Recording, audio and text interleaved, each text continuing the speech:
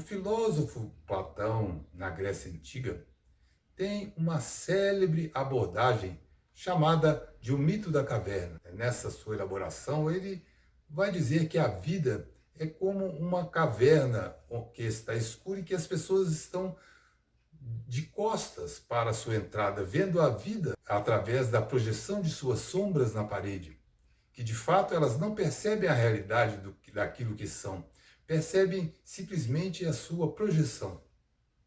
E assim se tornam hipnotizadas por aquela visão, se tornam identificadas com aquela ilusão provocada por aquelas sombras que se movem na parede, que não são essas pessoas, são apenas uma projeção circunstancial. Da mesma forma, quando nós vivemos estados de depressão, de ansiedade, de síndrome do pânico, muitas vezes não conseguimos ter um olhar através do qual possamos lançar uma visão sobre a grandeza da vida, sobre a potência que somos, sobre cultivar a alegria de viver, cultivar as possibilidades que se encontram em nosso próprio interior. Sem o conhecimento da nossa verdadeira natureza, nós perdemos de vista a perspectiva incrível, maravilhosa que a experiência desta vida nos proporciona e que iremos prosseguir com aquilo que tivermos desenvolvido em nós. E aquilo que conquistamos no plano da matéria, os bens, as riquezas, nos possibilitam aprender, nos possibilitam desenvolver, nos possibilitam uma série de experiências que nos enriquecem e que depois podemos deixar estes recursos para que outros venham se beneficiar do progresso que pudemos desenvolver. Quando nós entramos em estados de meditação, que observamos a nós mesmos, que observamos nossos pensamentos, nós conseguimos perceber que não somos os pensamentos. Pois se observamos os pensamentos, quem observa os pensamentos?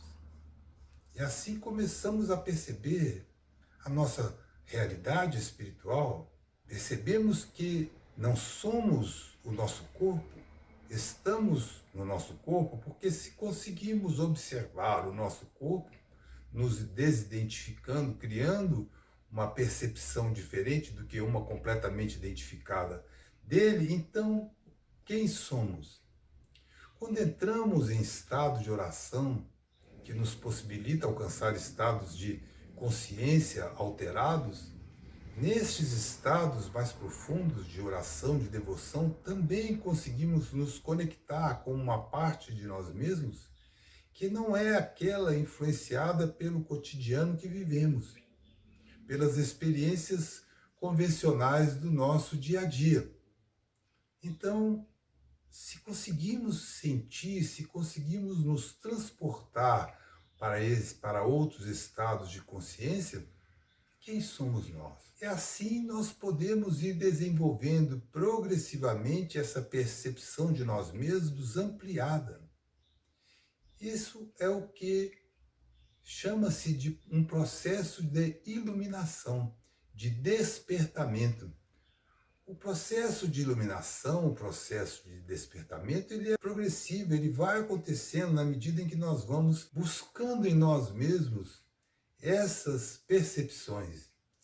E essas percepções da nossa natureza espiritual vão nos curando, fazem com que, através da harmonização de nossas frequências vibratórias, o nosso cérebro produza neurotransmissores, nosso corpo produza hormônios que nos equilibrem, tragam de volta uma harmonia que em algum momento foi desfeita e que se transformou em depressão ou em crises de pânico, em ansiedade desmedida.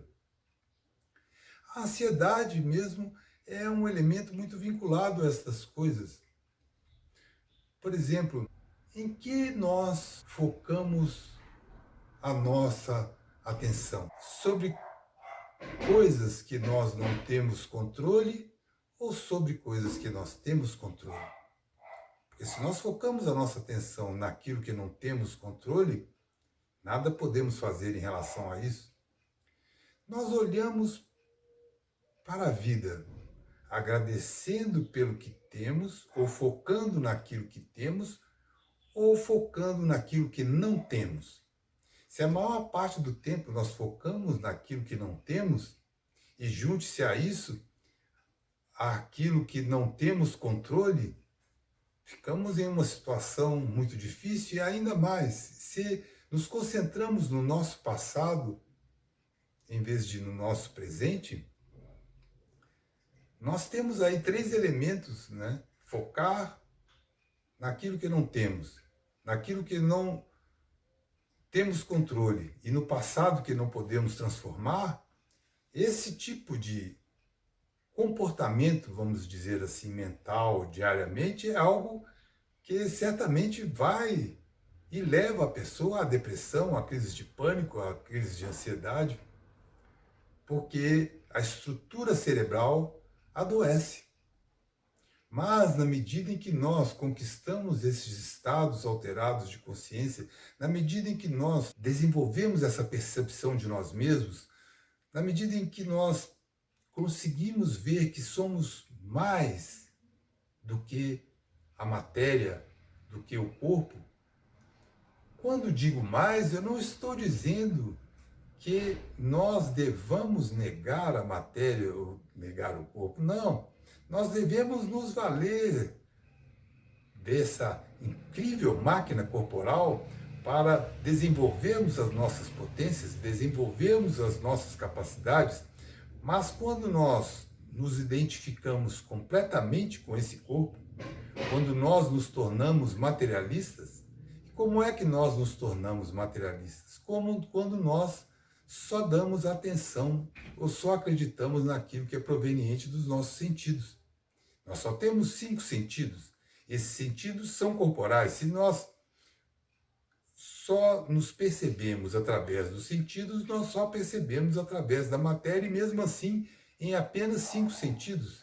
Não percebemos vários espectros da luz, do som e de vários outros fenômenos. Então, mesmo assim, a nossa percepção corporal é muito limitada. E é preciso desenvolver essa percepção, este entendimento, para que nós possamos desenvolver um pensamento, um olhar sobre o mundo de alegria, de paz, de felicidade, de olhar e dizer, puxa, a vida é algo maravilhoso, que coisa incrível, eu estou vivo hoje, eu tenho a possibilidade de me valer de uma série de ferramentas, uma série de elementos.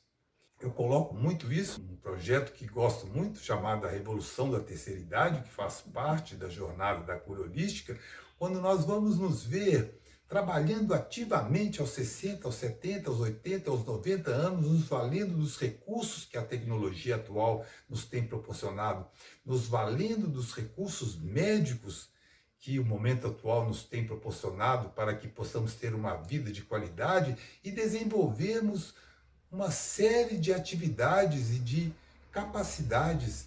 Há apenas algumas décadas atrás, a pessoa se sentia envelhecida, muito nova. Se nós temos este olhar confiante para o futuro, se nós temos este olhar que a vida não se extingue, nós teremos a coragem para construir imensas possibilidades de realização nessa fase de maior maturidade. A visão espiritual, a consciência espiritual é muito importante neste período, porque se nós acharmos que estamos nos aproximando da morte, se nós acharmos que a vida se extinguirá, que o nosso corpo declinará, que as nossas capacidades cognitivas diminuirão, como poderemos ter a coragem de nos desenvolver, de construirmos com otimismo e com energia este projeto de vida, esta revolução da terceira idade, né?